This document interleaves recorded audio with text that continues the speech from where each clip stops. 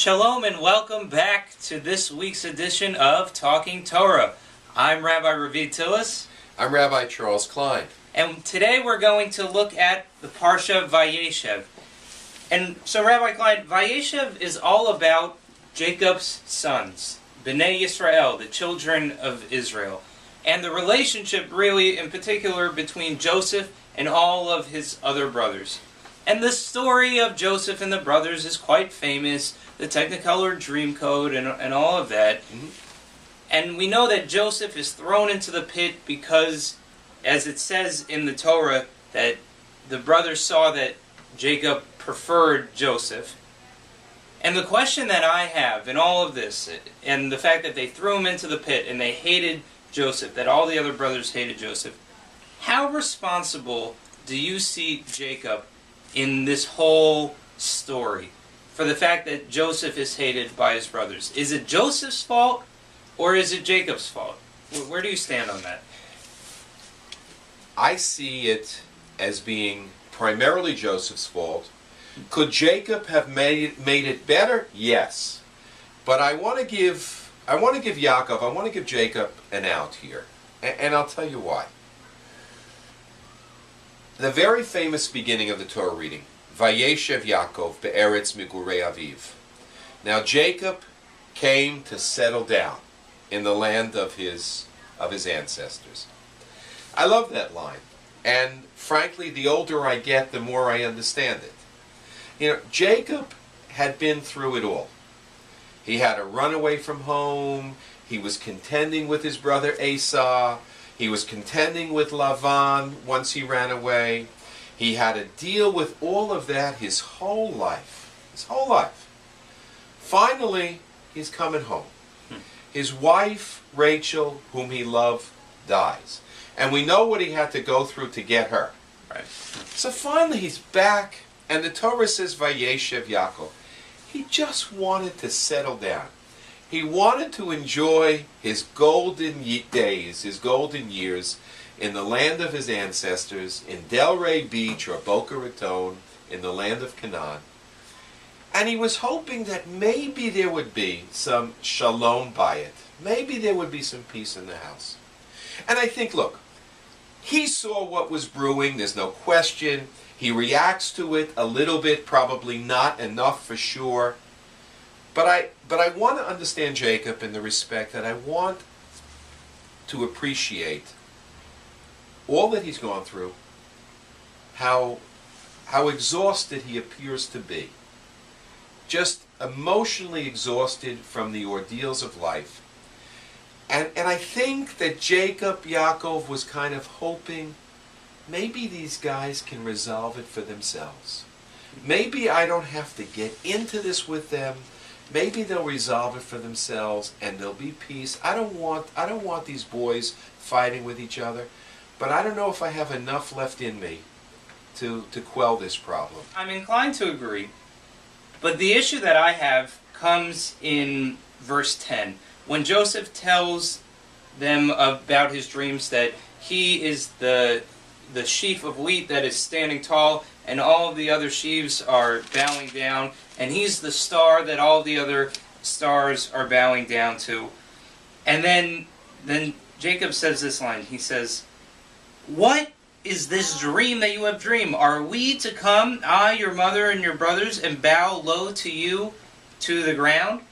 And then after that, it says, "And then his brothers were wrought up against him, and his father kept the matter in mind."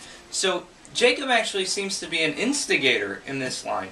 That maybe if he had said, "Oh, what a lovely dream," or "What a foolish dream that you've just had, Joseph," that has no implications about anything. Let's all just go on and live happily ever after, which is what I was hearing you suggesting. But he actually riles them up and he says, Joseph had just had a terrible dream, and then that's when we see that the real tipping point in the brothers' anger, which becomes violent, as we know. You see, the way I read Jacob's response to that dream is like this. Jacob knows the history of this clan. He knows the history. He remembers the stories. He's heard the stories of Yitzchak and Ishmael, Isaac and Ishmael. He knows the stories of him and his brother.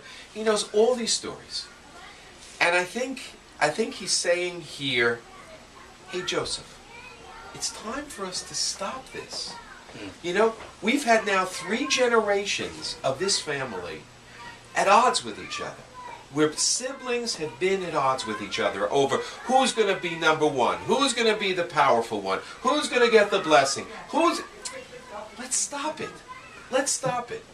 You know, that's what I think he's saying here more than anything else. Yeah, look, I think he's worried, as a father would be worried, watching his children at odds with each other and animosities growing. But I think there's a part of Jacob that's saying, God, I just wish we could bring all of this to an end. That somehow I wish that we could just, as a family, you know, can't we all just get along? Can't we all just get along? We're supposed to be the leaders of this clan. Why can't we get our act together and learn how to deal with each other in a better way? Yeah. But then I'm still having a hard time accepting that Jacob is totally innocent in all of this, because he gives him the coat. He singles Joseph out and gives him the coat. He does nothing to help that situation. He doesn't say, here's your coat, you know, but I love all of my sons the same. He allowed that perception to fester, and then he tips them over by saying, what is this dream that you had, Joseph? So, I don't know, I have a really hard time, Jacob. I see Jacob guilty with an explanation. Okay? I agree with you that it was undoubtedly the wrong thing to do given the family dynamic. Right. To give Joseph that coat at that point in time, knowing what he knew about the family dynamic, that is incomprehensible. But the other side of the picture is, there's that piece of me that says, I get him. I get Jacob. I think I understand where he's coming from. I think he says to himself, here's Joseph, right? To our knowledge, it's only Joseph and Benjamin. Right. Only the 2 sons of Rachel who are without a mother.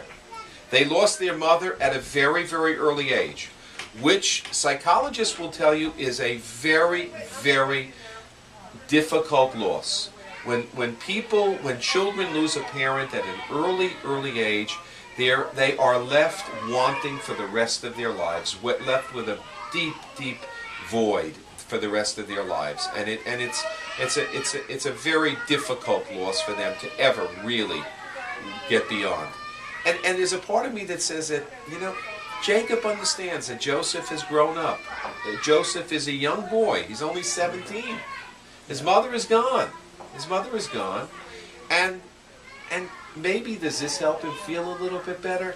He has no mother to say to him, oh, Joseph, you're a wonderful boy. No mother to show him favoritism like the other boys do. So is it sometimes okay, and I think it is, by the way, is it sometimes okay for there to be inequity in treatment of children because certain children need more than other children in different ways? I think so. Yeah. I think the problem here was such a public display that it just, it explodes in Jacob's face. But nonetheless, I can understand that Jacob is connected to Joseph's feelings and wants to give him something that, yes, he doesn't have, and the other brothers don't have, but the other brothers have a mother. The other brothers have that relationship, and Joseph doesn't. Yeah. Well, you've heard both sides of the story now, for the most part. Whether or not Jacob was responsible in the story of Joseph and his brothers, and how responsible he was he guilty with an explanation? We're not sure. But you know what I would love to see? If you leave comments on the bottom of the YouTube page saying what you think, where you land on the issue that Rabbi Klein and I have brought up, or leave comments on the Facebook page or anywhere else, or if you just see us at synagogue and want to share with us. We want this to be more interactive, so if you have a thought based on what Rabbi Klein and I talked about, please feel free to bring it up. Until next time, I'm Rabbi Tillis. And I'm Rabbi Klein. Shalom. Shalom.